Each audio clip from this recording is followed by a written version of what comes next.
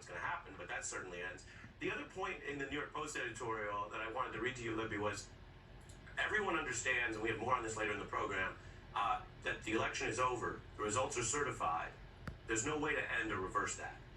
But there is a concern that even going forward with this scam has other damages. And so again, the New York Post is not, as I've emphasized, the first to criticize Donald Trump, but they say here, Mr. President, it's time to end this dark charade, quote, you're cheering for an undemocratic coup.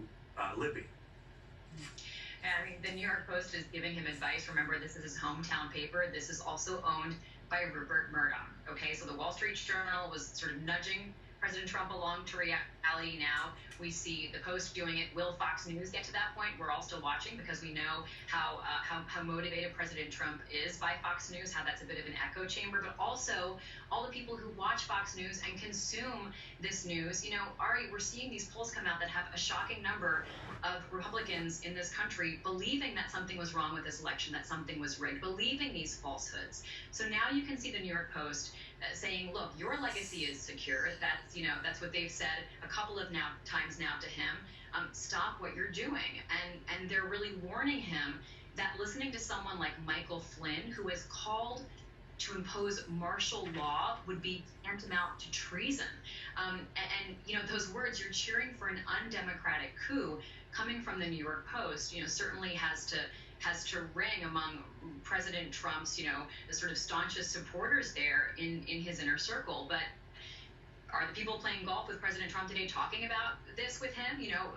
Is this saturating President Trump's mind? And, it's been interesting to see what the bar is for Republicans. When will they admit defeat for the presidency? What will it take to get to that point? And so now the New York Post has reached it.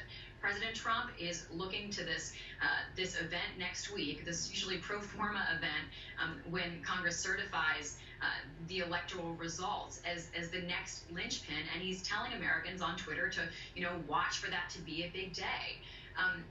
And so there's a real question of whether we actually get to that date, if it will make a difference.